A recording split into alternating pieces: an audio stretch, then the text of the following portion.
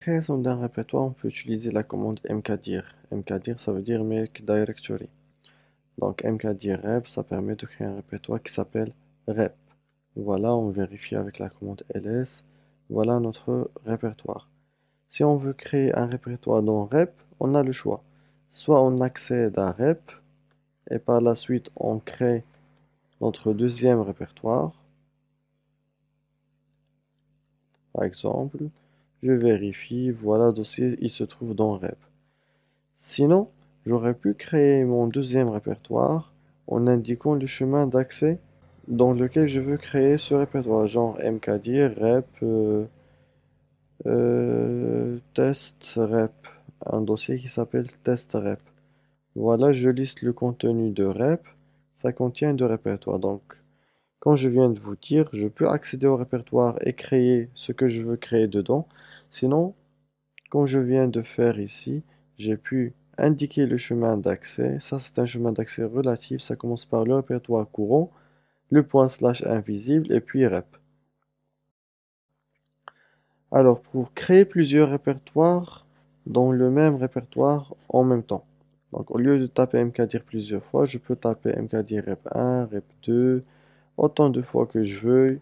J'ai déjà des fichiers qui s'appellent rep1, rep2 et rep3, du coup, ça ne va pas les recréer. Sinon, si je veux créer une arborescence, genre un répertoire qui n'existait pas, par exemple A, et dedans je veux créer B, et dedans je veux créer C. Donc si j'appuie Entrée comme ça, l'interprète de commande il va croire que A slash B c'est un chemin d'accès, et que dans le répertoire courant il y a un répertoire qui s'appelle A, dans lequel il y a un répertoire qui s'appelle B, et la cible, c'est la dernière chose qu'on a dans le chemin d'accès. Comme quoi, il veut créer mkdir dans ce chemin d'accès, alors que le chemin d'accès n'existe pas. Pour indiquer à l'interprète de commande comme quoi qu'on veut créer toute une arborescence, on utilise l'option P. P, ça veut dire path. Et voilà, je vérifie. Voilà, j'ai maintenant un répertoire qui s'appelle A, dans lequel nous avons un répertoire qui s'appelle P, dans lequel nous avons un répertoire qui s'appelle C. Donc ça, c'était la commande mkdir. Sinon, pour supprimer un répertoire, on peut utiliser la commande rmdir. Seulement rmdir, ça supprime un répertoire vide. Voilà, rep, il contient déjà quelque chose. Du coup, rmdir, ça n'a pas pu le supprimer. Sinon, pour rep1, je pense qu'il est vide. Voilà, on n'a plus de rep1. Pareillement pour rep2 et pareillement pour rep3. Donc je vérifie. Voilà, il n'existe plus. Bien sûr, j'aurais pu les supprimer de la même manière que je les avais créés. Je les avais créés en même temps. J'aurais pu les supprimer en même temps. Donc voilà, rm dire ls, il n'y a plus de rep1, rep2 ni rep3. Sinon, pour supprimer une arborescence, comme j'avais fait tout à l'heure pour la création d'une arborescence, il suffit d'utiliser l'option P. Donc A slash P slash C. Voilà, je n'ai plus de répertoire A. Sinon, le problème, ça réside avec rep. Il n'y a pas d'option pour rmdir pour supprimer un répertoire qui contient quelque chose. Rmdir, par définition, c'est une commande qui permet de supprimer des répertoires vides. Donc, bien sûr, on se pose la question suivante maintenant, comme quoi, quelle est la commande qui permettra de supprimer un répertoire et son contenu? La commande, elle s'appelle rm. Rm, c'est une commande qui permet de supprimer des fichiers. Donc, par exemple, le fichier example, je peux le supprimer grâce à la commande rm. Voilà, il est déjà supprimé. Et rm, elle a une option qui permet de supprimer un répertoire et son contenu. L'option s'appelle -R, ça veut dire récursivité. Donc si je vérifie, maintenant, j'ai plus de répertoire qui s'appelle rep. Sinon, il y a une commande, souvent on dit qu'elle permet de créer un nouveau fichier vide, un fichier texte vide.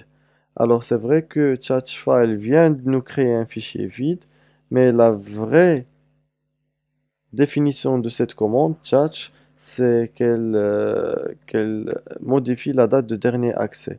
La modification de la date de dernier accès, de quoi on parle ici? Donc il faut voir par exemple le contenu en détail.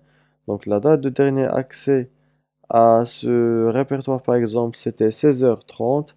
Si je tape Touch Desktop et que je vérifie la date de dernier accès, c'est devenu l'heure actuelle du système. Du coup, Touch, normalement, c'est une commande qui modifie la date de dernier accès.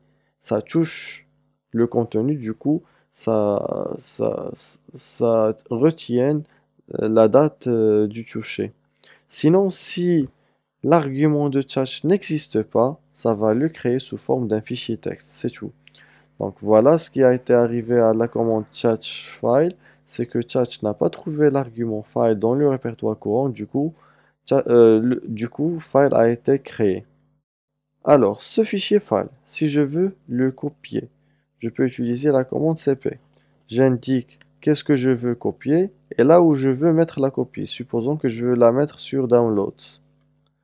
Je vérifie Downloads par la suite. Voilà, la copie a été créée.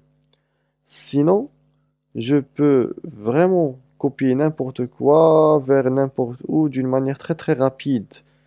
Et ça, c'est un point très très fort chez l'invite de commande. Parce que graphiquement, il faut parcourir là où se trouve ce qu'on veut copier et parcourir là où on veut mettre la copie avant de faire la copie.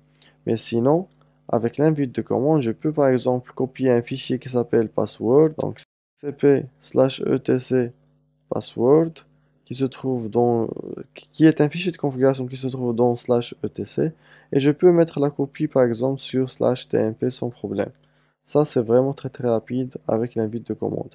Bien sûr la copie elle s'appellera du même nom que la source, donc voilà password. Sinon on avait le choix de renommer la copie dès dès sa création, genre pass copie. Voilà, ls/tmp. Donc voilà, nous avons créé une copie du fichier password qui s'appelle passcopy. Et par la suite, donc comme rm avec l'option "-r", pour les répertoires, je peux pas créer un répertoire.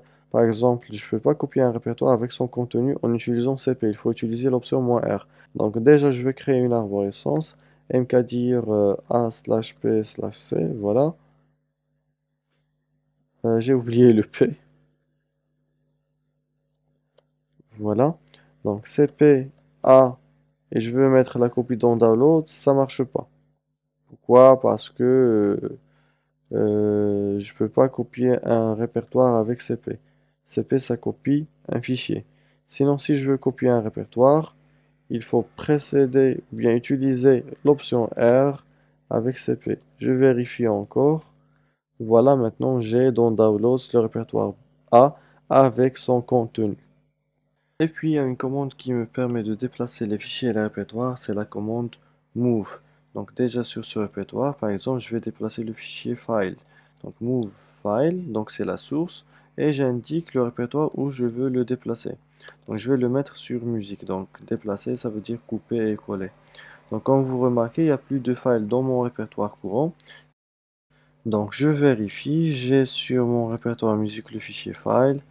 Et là encore, je peux le déplacer soit en accédant à musique et par la suite en déplaçant le fichier file de la même manière en utilisant la commande move. Sinon, je peux utiliser cette commande en indiquant le chemin d'accès. Donc genre musique, file, et là j'essaie de le mettre là où je veux. Par exemple, je vais le mettre sur downloads. Je vérifie musique, il contient plus rien. Par contre, pour downloads, on va voir qu'il y a le fichier file. Encore, il y a une astuce pour mettre quelque chose dans le répertoire courant. Donc, je vais encore déplacer le fichier file, mais je vais le mettre dans mon répertoire courant.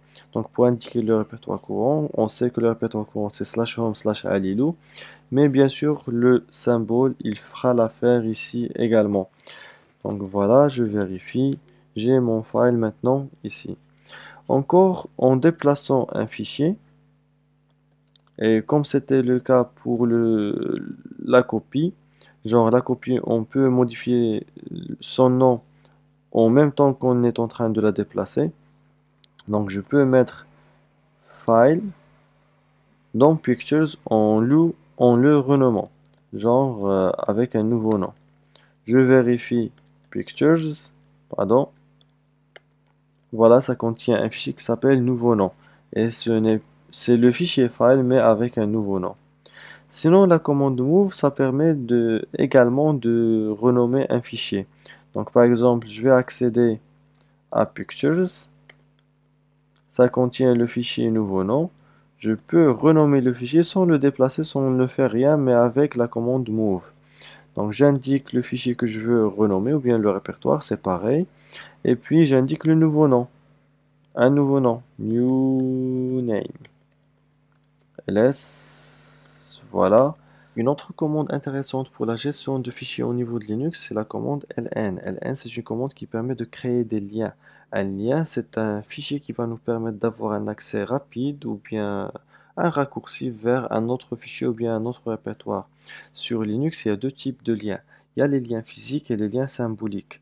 Un lien physique, c'est totalement une copie de la source. Par contre, un lien symbolique, ce n'est qu'un raccourci vers cette source. Du coup, il y a quelques différences entre ces liens qu'on va voir maintenant. Donc, je vais créer un lien symbolique et un lien physique du fichier password qui se trouve sur /tmp. Genre, je commence par le lien physique, vu que ln sans option, ça va créer un lien physique. Et par la suite, je crée un lien symbolique en utilisant l'option "-s". Voilà. Donc, si j'essaie de voir en détail euh, les liens que je viens de créer, et en comparant tout ça avec le fichier original, donc qui se trouve sur TMP. Voilà. Donc déjà, pour le lien physique, il est marqué ici un tiret, donc c'est un fichier. Par contre, pour le lien symbolique, il y a un L ici. Donc on voit déjà que le lien physique, c'est un fichier. Le lien physique, il a comme taille 2273, pareillement que le fichier original. Par contre, le lien symbolique, il n'a que 11 octets comme taille. Bien sûr, en modifiant le lien physique ou bien le lien symbolique, ça va impacter sur le fichier original et vice-versa. Et encore plus que ça, si je supprime le fichier original ou bien que je le déplace, c'est pareil. Essayons de voir ce qui va se passer pour les liens. Donc, le lien symbolique, il est mort. Par contre, le lien physique, il n'a plus. Pardon, ça c'est le lien symbolique encore. Le lien physique, il n'a rien. Donc, il a toujours la même taille et je peux toujours voir son contenu et ainsi de suite. Par contre, le lien symbolique, avec cette couleur, ça veut dire qu'il pointe sur rien. Et du coup, il est mort. Donc, le lien symbolique, c'est juste un raccourci qui dépend totalement de sa source. Par contre, le lien physique, c'est totalement une copie du fichier original. Du coup, on peut le manipuler encore et encore, même après avoir déplacé le fichier original ou bien l'avoir supprimé.